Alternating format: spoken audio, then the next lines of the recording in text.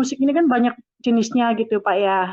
Ya kalau Iya, yang mungkin kalau untuk dalam kita di gereja kan lebih sakral karena kita untuk menaikkan suatu pujian kepada Tuhan.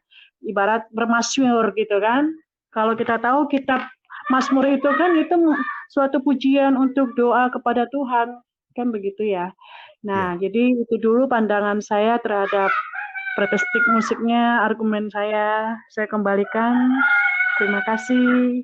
Eh, kalau tadi kita bicara denominasi, tentunya masing-masing akan punya style juga sendiri. Mungkin tidak bicara style ya, style lebih ke sekuler begitu, tapi lebih ke arah liturgisnya sendiri-sendiri ya. Sehingga akan memunculkan perbedaan yang tidak salah sebenarnya, karena itu diyakini dan membuat menjadi lebih disetujui oleh para penganutnya. Contoh seperti Katolik itu memang saya sering membantu pelayanan di Katolik itu, baik eh, di sound system juga supaya bisa jelas begitu di dalam sound systemnya. Saya mengikuti ibadah Katolik. Saya malah ingat, saya itu sekolah dari kecil, SD, SMP, SMA, universitas, itu Katolik semua. Dan saya main musik di situ karena anak kecil kan tidak bisa main. Saya main musik terus di gereja Katolik setiap kali. Dan saya mempelajari juga lagu-lagu Katolik. Nah, begini, kalau tadi dikatakan di sebuah denominasi gereja itu akan menjadi lebih sakral. Nah, sakral itu menurut saya lebih ke pribadi sebenarnya. Memang suasana sacred itu, sakral itu bisa diciptakan supaya orang ngikut gitu ya, ada dalam kesakralan itu. Kusyuk, kita serius dengan Tuhan. Itu sangat baik, itu sangat boleh. Tapi menurut saya, sakral itu dari dalam. Misalnya ibu di dalam kondisi rame, tapi ibu ingin berdoa. Kalau ibu bisa mengkhususkan diri, menseriuskan diri dengan Tuhan, ibu pasti bisa berdoa walaupun di kiri kanan mungkin bunyinya keras gitu ya. Nah, jadi di dalam musik apapun, ketika kita menuju kepada sebuah kesakralan, maaf kalau saya pakai terus istilahnya, sebenarnya itu bisa. Karena musik itu terdiri dari words and music. Jadi kata-kata dan musiknya. Jadi kata-kata itu kalau memimpin kita kepada sebuah tujuan, dan musik yang baik itu mengiringnya, melengkapinya, menjadi satu kesatuan, maka itu akan sampai kepada tujuan itu, termasuk tujuan sakralnya. Begitu. Ibu sampaikan tadi, keberagaman, perbedaan, yang harusnya kita melihat secara positif bahwa ada orang-orang yang bisa mencapai tujuan itu dengan model yang lain gitu ya. Jadi bukan berarti yang bisa sakral hanya musik ini saja. Banyak musik, bentuk musik, style musik yang tetap sacred, tetap sakral, yang berbeda dengan apa yang ada di, misalkan kalau di gereja Katolik itu hanya organ saja, atau di GKI atau di gereja Protestan piano saja. Jadi bukan itu, standar sakralnya bukan karena musiknya. Tapi menurut saya, standar sakral itu lengkap dari tujuan hati, kata-kata yang dipilih untuk berbicara atau menyanyi, termasuk musik yang mengiringi, yang melengkapinya. Itulah yang membuat kita menjadi sakral bersama-sama. Tapi pada satu sisi, pada satu tempat di mana mereka mau sakral dengan style musik yang berbeda, tapi mereka semua bersungguh-sungguh. Mereka ketemu Tuhan di situ, nggak ada masalah gitu ya. Yang penting kan itu Bu, ketika kita datang kepada Tuhan, kita ke gereja, yang penting kita ketemu dengan Tuhannya. Ya, Jangan sampai kita ke gereja, ngomongnya ke gereja, tapi pulang kayaknya sama aja tuh. Dikhotbahi yang diingat cuma satu ayat, penjelasannya lupa, misalnya begitu. Kita kehilangan esensi kita ke gereja, padahal seminggu sekali ke gereja nggak dapat apa-apa lah, kan rugi gitu. Jadi sebenarnya datang ke gereja yang paling penting adalah hati kita yang datang ingin ketemu Tuhan, difasilitasi oleh para pelayan mimbar, pelayan Tuhan yang bertugas memilihkan lagunya, memberikan temanya, memberikan tema khotbahnya, sampai kepada kelengkapan pengiringan musik dalam ibadah.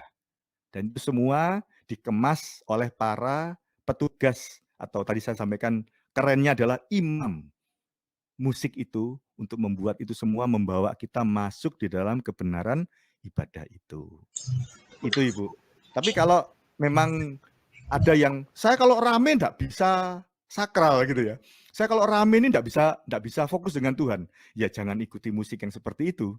Tapi tidak nutup kemungkinan cobalah untuk menikmatinya.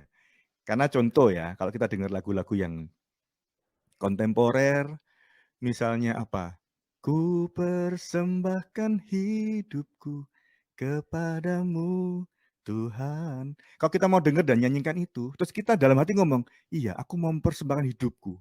Terus dengan nada-nada yang indah, dengan musik yang baik, kita larut ke situ, ya kita akan ngomong itu dengan sungguh-sungguh kepada Tuhan.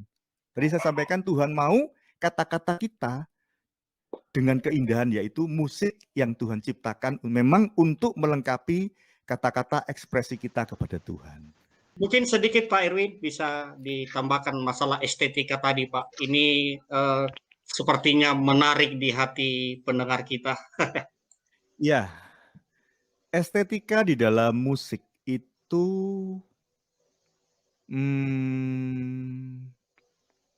salah satunya kalau dibuat dengan kedewasaan.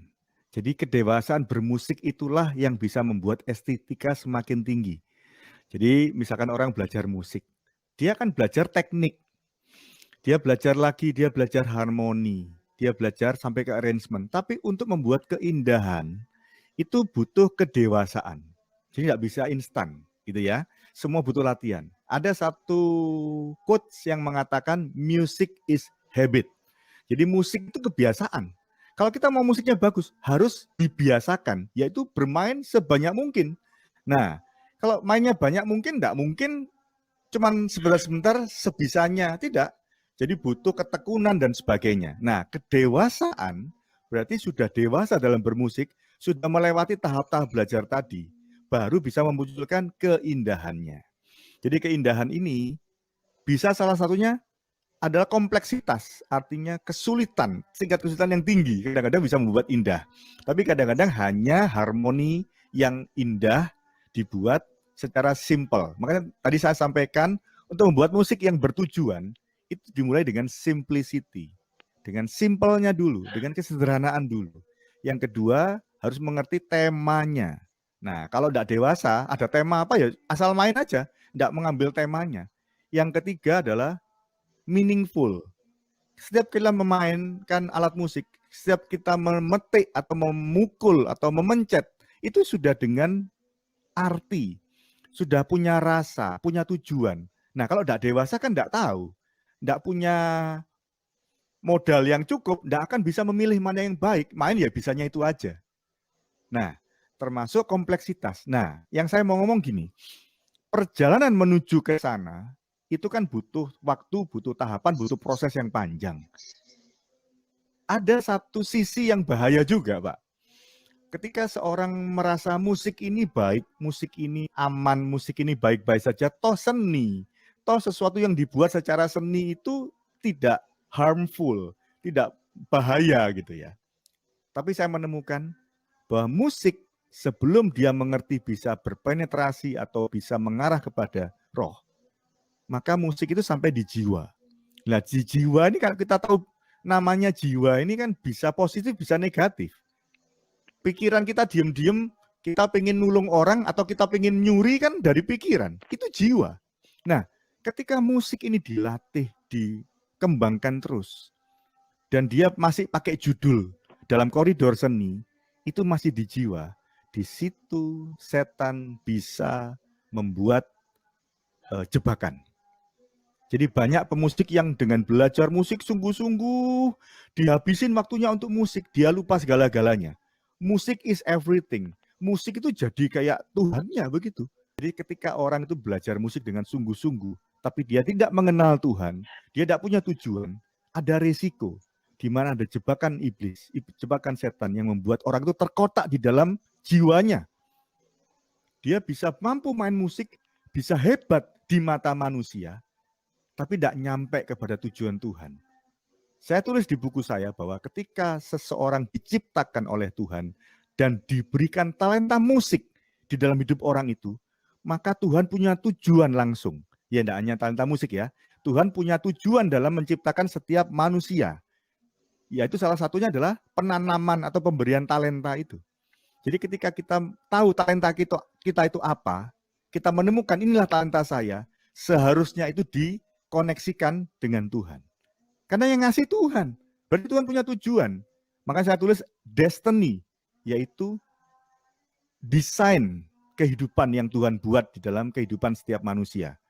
Kalau buku saya khusus untuk pemusik, mungkin ada yang akan membuat dengan hidup-hidup yang lain ya. Tapi ini bisa juga dipelajari tentang konsepnya, tapi dipakai untuk talenta yang lain juga bisa. Karena saya pemusik, saya buat bukunya, saya menulis tentang pemusik begitu. Jadi kembali lagi bahwa setiap orang diberikan talenta oleh Tuhan itu dengan tujuan. Dari awal hidup itu Tuhan sudah kasih tujuan loh. Makanya dalam perjalanan hidup kita, ketika kita melakukan atau mengembangkan talenta atau kita hidup benar dalam Tuhan, dikatakan apa judulnya? Menggenapi rancangan atau menggenapi rencana Tuhan. Karena rencana indah Tuhan itu sudah diberikan sejak kita lahir. Dan salah satu tandanya adalah talenta. Wah, ini saya kasih spoiler aja, nanti baca sendiri bukunya. Gitu Pak Santo. Jadi untuk musik atau untuk talenta yang lain, sebenarnya ada tujuan Tuhan yang besar. Maka ketika kita mengerjakan itu dengan sungguh-sungguh, sudah selayak dan sepantasnya kembalikan kepada Tuhan. Layani Tuhan. Gitu. Luar biasa Pak Erwin. Dalam perspektif Bapak, ya, ini khusus saja lagu rock ya Pak ya gitu. Nah kaitannya di dalam Bapak ini perspektif Lucifer tadi, pokoknya genre rock itu berbahaya sekali, ya. Nah menurut pandangan Bapak bagaimana? Terima kasih Bapak.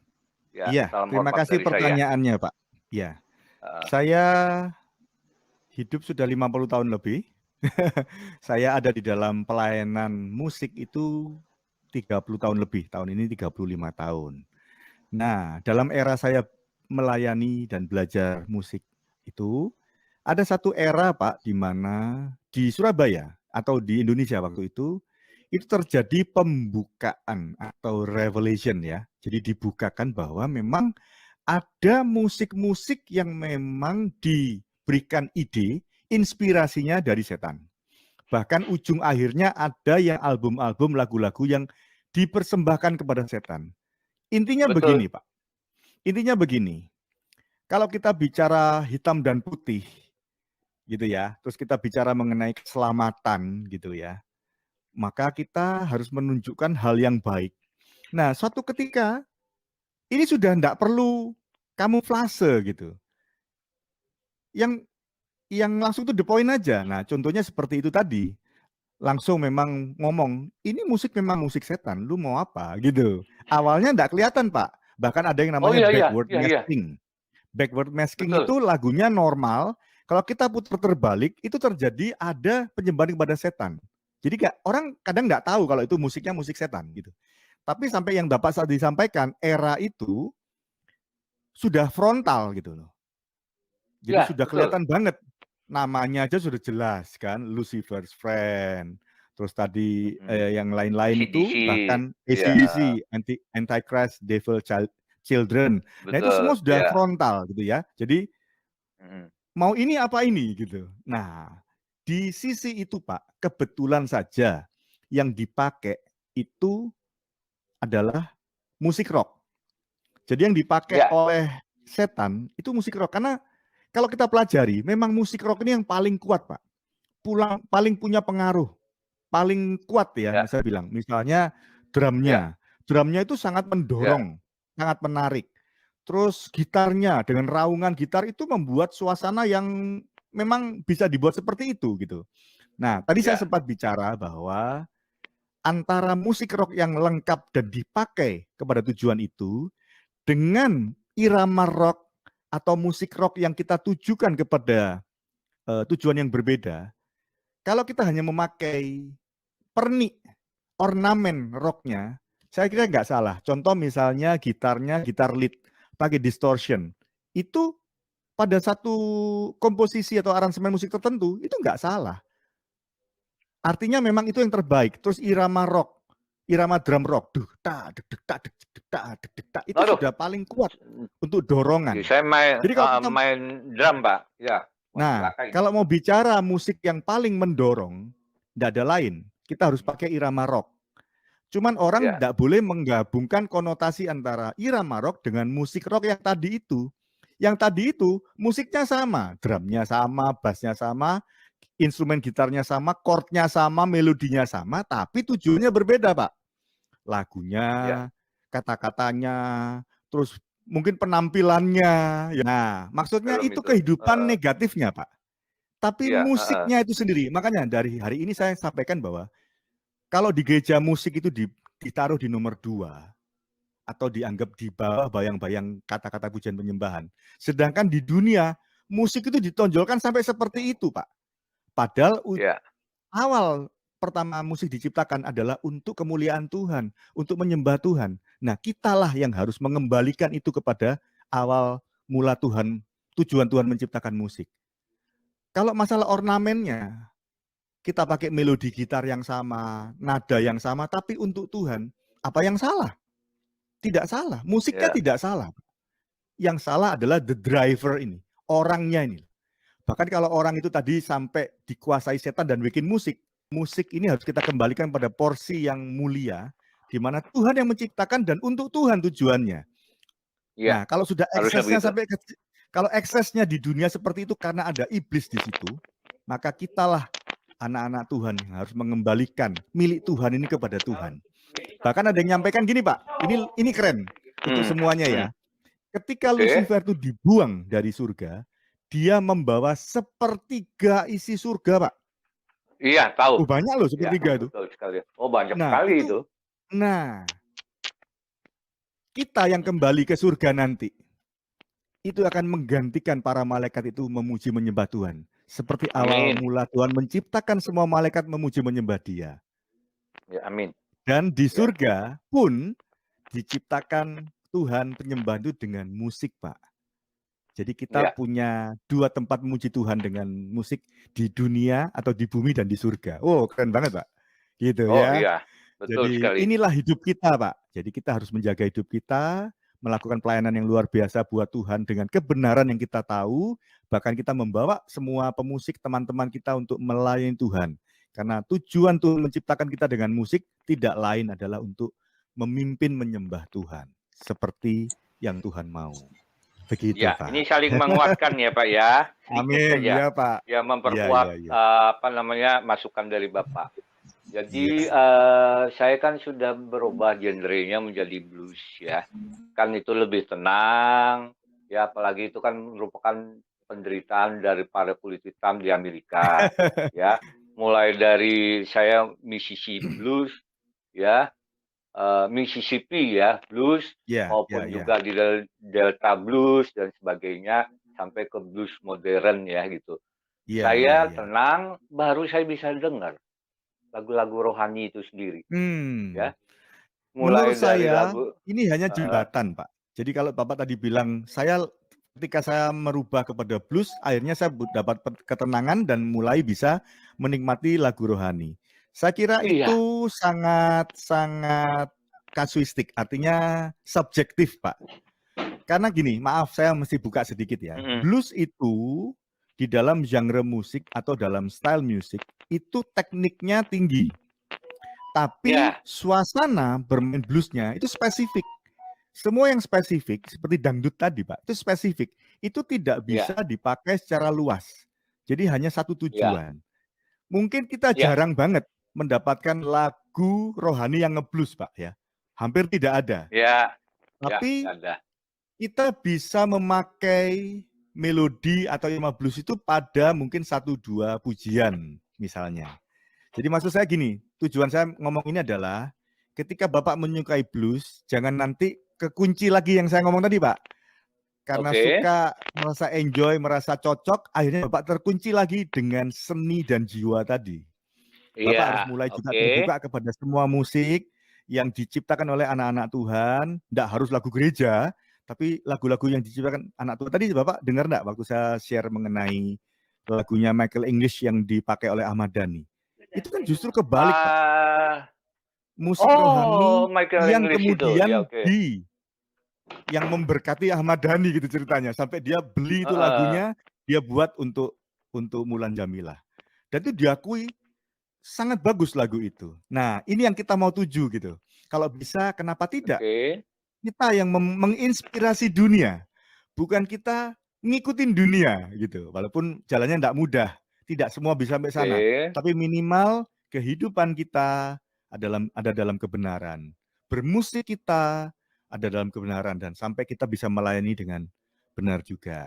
Ya ini sebuah Haleluya. Amin. insight saja buat Bapak. Ya, oke, oke. Oke, terima kasih. Ya, Ya. Oh ya, sama-sama satu Pak. hal lagi. Satu hal lagi. Ya, Boleh. karena saya bermain musik blues, Ya, ya ada koleksi blues juga ribuan. ya, ya, ya. Akhirnya saya mendengar lagu-lagu rohani yang lebih tenang ya gitu. Dan di dalam musik rock cuma hanya kemarahan, emosional. Ya, di dalam Ya, musik blues saya ada ketenangan yang Bapak katakan ya, mind ya tuh ya, feel ya, juga ya, will ya, free ya. will gitu. Terus lagi ke musik rohani, saya bisa neteskan air mata dengan lagu musik rohani. Ya, itu yang saya Ya, katakan di dalam sendiri, ini sebenarnya yang di dalam menjiwa itu sendiri, yang kepada Bapak katakan, kalau saya di dalamnya buat Pak body, ya mind, soul and spirit. Kalau saya bermain musik itu ya. Tapi yang di dalamnya masuk itu adalah tetap lagu rohani. Ya, Apalagi puji kalau kita Tuhan, jadi puji manusia Tuhan. baru ya. Ya, Sebagai manusia baru yang lepas dari dosa ya.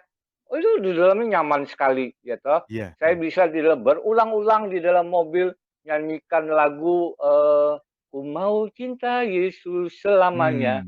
Dan itu Ya, sambil ya, nyetir mobil tuh bisa keluar air mata. ya.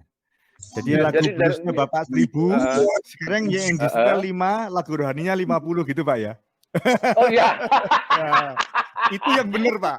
Itu yang benar. Jadi artinya bluesnya hanya mengisi seni jiwa, tapi tidak menguasai hidup Bapak. Jangan sampai kebalik Oke. Pak. Gitu. Jadi nanti karena seneng blues, akhirnya hidupnya penuh blues itu. Blues itu kan dari kata blue Pak. Blue itu kelabu, susah. Makanya kalau orang dengar lagu blues itu kan, wah memang rintihan ya. Raungan rintihan yang keluar dalam ekspresi blues. Makanya saya tadi memberikan pesan, kalau bisa ya blues itu hanya untuk mengisi seni jiwa Bapak. Bapak suka tekniknya, Bapak suka musiknya secara keseluruhan, tapi secara keseharian mungkin tidak harus memasukkan itu blues itu dalam hidup Bapak gitu. Dengan menikmati musik-musik lagu-lagu rohani itu, konsen saya terhadap sesi khotbah malah berkurang begitu. Oh. Iya, selalu ingin menunggu musik untuk sesi yang terakhir. Biasanya kan sesi awal, kemudian baru khotbah, doa, musik itu lagi. musik lagi kan. Jadi ya. itu pun memang tergantung juga pengisi khotbahnya ya, kadang-kadang ya, tergantung juga. Tetapi kalau kurang menarik begitu ya, pikiran saya itu selalu menunggu lagu rohani karena saya merasa terinspirasi dan bisa menikmati begitu dan membawa saya ke betul-betul ada Tuhan di depan saya begitu. Kira-kira gimana tanggapannya itu, Bro? Ya, justru menurut saya ini sebuah keberhasilan di dalam gereja itu, yaitu pemusiknya bersungguh-sungguh sehingga membuat Bapak diberkati gitu dengan pelayanan musiknya. Itu salah satu. Yang kedua, Bapak memang attach ya atau tertarik dengan musik itu. Saya nggak tahu karena musiknya enak, sampai sound system mungkin enak, di telinga Bapak enak sehingga menikmati, atau menyentuh secara keseluruhan gitu. Sebenarnya sampai sekarang banyak yang buat namanya worship night atau praise and worship, ibadah praise and worship. Itu jadi tidak ada khotbah, cuma nyanyi, menyembah Tuhan, terus sampai selesai mungkin ada khotbah 5 menit, 10 menit, terus pulang. Jadi artinya gini, dari awal tadi saya sampaikan, sebenarnya musik dan pujian itu seakan-akan ada di bawah levelnya khotbah. Padahal ketika seseorang mau ketemu Tuhan di gereja, itu kan harusnya melakukan sesuatu kepada Tuhan. Yang diizinkan di dalam ibadah adalah menyanyi, ngomong sama Tuhan lewat nyanyian yang dipimpin oleh para petugas atau pelayan Tuhan itu. Sebenarnya itulah aktivitas kita di dalam ibadah yang seharusnya maksimal. Ketika itu tidak terjadi, ada yang salah. Entah pelayannya, entah apanya, atau orangnya tidak fokus di gereja, datang cuma main-main, nggak tahu. Tapi tujuan awal kita datang ke gereja adalah melakukan sesuatu, yaitu memuji menyembah Tuhan. Yang diizinkan di gereja adalah kita nyanyi dan berdoa. Ketika khotbah, kita itu kan dikasih tahu.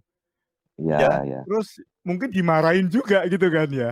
Nah, tapi selama ini memang khotbah jadi utama karena yang melakukan dianggap wah paling rohani, paling kudus mungkin, paling pinter, paling hebat di gereja. Jadi kita semua dimarahin gitu. Tapi enggak ini guyon. Artinya begini, harusnya porsi itu sama. Porsi kita melakukan dan kita mendengar itu sama. Bahkan tadi saya sampaikan ada ibadah yang hanya memuji menyembah Tuhan. Itu tidak salah. Sampai ada hamba Tuhan yang menyampaikan, kalau dalam pujian penyembahan itu kita sudah ketemu dengan Tuhan dan Tuhan sudah bicara kepada kita, terus pengkhotbahnya mau ngomong apa sih?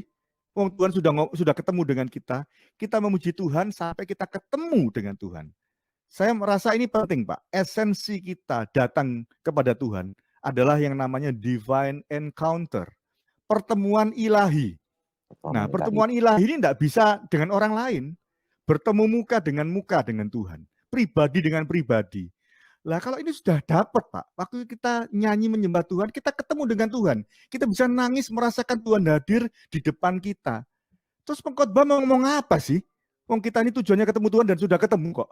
Nah, tapi di dalam ibadah kan memang harus ada khotbah. Sudah dijadwal, pengkhotbah sudah ada. Ya kita dengerin dia khotbah, menambah poin, menambah perenungan kita. Tidak salah. Saya tidak membesar-besarkan musik ya, tidak. Oh musik lebih dari khotbah, tidak. Tapi punya fungsi masing-masing yang memang harus dimaksimalkan. Tapi kalau semuanya maksimal, berarti kita pulang itu puas. Ibadah kita luar biasa. Mungkin itu menjadi bensin kekuatan kita sampai seminggu ke depan kita datang lagi ke gereja. Jadi kalau di rumah tidak berdoa pun nggak popo, nggak apa-apa gitu. Karena kita puas dan sampai minggu depan. Ini guyon juga ya. Tiap hari kita harus berdoa sih. Tapi kita datang ke gereja kan maunya dipenuhi dengan semua berkat itu, Pak. Datang, duduk, memuji Tuhan, ketemu dengan Tuhan, dikhotbahi, dapat inspirasi, dapat poin untuk dilakukan dalam kehidupan. Kita pulang dengan penuh. Dengan sukacita luar biasa. Karena apa yang kita mau datang ke gereja, kita dapatkan. Itu ibadah yang luar biasa, itu pelayanan yang berhasil. Makanya pelayan Tuhan, pelayanan mimbar, pelayanan gereja harus sampai punya tujuan itu. Jangan biarkan jemaat datang dan pulang dengan keadaan sama. Sentuh mereka dengan apa yang kamu layani, dengan kemampuanmu, dengan tugasmu, sampai mereka mendapatkan apa yang harus mereka dapatkan hari itu yang disediakan oleh Tuhan. Baik dari pujian, baik pertemuan dengan Tuhan, baik dari khotbah.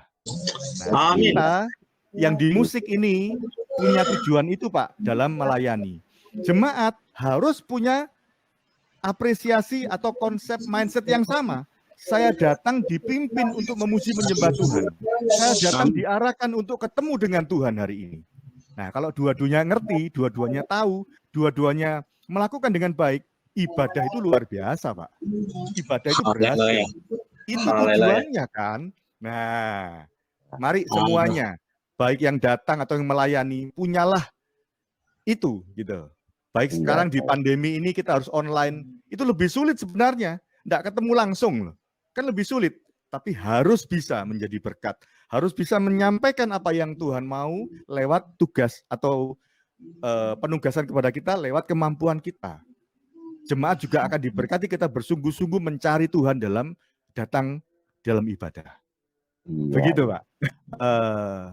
Kembali kepada drivernya tadi saya bilang. Kalau drivernya atau pemusiknya ini, tadi saya sampaikan idealnya harusnya seperti apa. Tapi kalau yang Bapak sampaikan tadi ada masalah di dalam karakter, itu yang disukai iblis. Sehingga dia tidak akan bisa melakukan idealnya tadi kan. Nah, itu tugas dari para pemimpin gereja, Pak. Jadi ada penggembalaan, ada organisasi pelayanan, itu untuk memaksimalkan para pelayan Tuhan ini untuk bisa berfungsi dengan maksimal. Termasuk buku saya ini, saya tulis untuk menjadi inspirasi supaya teman-teman pemusik mungkin bisa terinspirasi untuk hidup sesuai dengan rancangan Tuhan tadi. Buku saya yang kedua nanti bicara tentang profesionalisme. Wah, kalau orang bicara profesionalisme itu pasti bicara mengenai sekuler dan duit. Tapi saya tidak bicara tentang itu. Saya bicara tentang profesi, kemaksimalan, kemampuan yang maksimal untuk seseorang melakukan sesuatu. Dan itu bisa diapresiasi, itu bisa dihargai, itu bisa menjadi berkat. Jadi saya ambil perspektif positif dari profesionalisme. Dan memang kita pemusik di gereja harusnya seprofesional pendeta. Kalau pendeta itu dianggap tidak ada salah, kenapa? Oh, dia cuma belajar Alkitab, dia hanya berdoa, dia khotbah, dia mendoakan orang. Emang kita pemusik tidak berdoa? Emang kita pemusik tidak baca Alkitab? Malah kita tetap berdoa, baca Alkitab, tetap belajar, mungkin baca buku rohani supaya pinter, masih harus latihan musik, masih harus melayani, harus latihan pribadi, latihan dengan tim. Jadi harusnya ada arah, ada penggembalaan, ada supervisi kepada hidup para musik ini supaya mereka menjadi seperti yang Tuhan mau. Seperti tadi saya sampaikan di kaum Lewi, para pemimpin musik yang main musik di kemah suci itu semua ada bapaknya, ada pemimpinnya. Mereka yang mengarahkan, membentuk para pemusik ini menjadi pemusik yang benar di hadapan Tuhan. Loh, imam itu kalau salah mati, Pak, ya kan? Tapi memang Imam gini, itu kalau Pak, salah mati.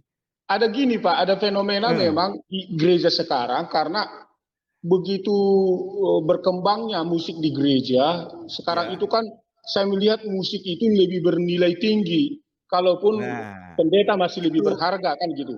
Akhirnya itu faktor manusia, Pak. Jadi tadi saya sampaikan dari awal, gereja butuh musik yang baik untuk menjadi daya tarik, musik yang baik untuk bisa ditonjolkan. Karena memang itu akan membuat orang nyaman dalam beribadah ya. Jadi akhirnya harga musiknya naik bukan pada fungsi yang sesungguhnya, tapi kepada perniknya, kepada gimmicknya, pada fungsi tambahannya. Nah, kita kembalikan kepada fungsi utama. Seperti tadi, dalam pujian penyembahan, dalam ibadah. Kalau di dalam ibadah pujian penyembahan, Tuhan sudah hadir. Karena Tuhan hadir di atas pujian umatnya. Tuhan hadir, Tuhan sudah bicara, Tuhan sudah menyembuhkan, Tuhan sudah menegur, orang nangis semua. Sing khotbah mau khotbah apa, Pak? Kalau Tuhan sudah ngomong masing-masing pada semua orang. Nah, itu luar biasa kalau terjadi.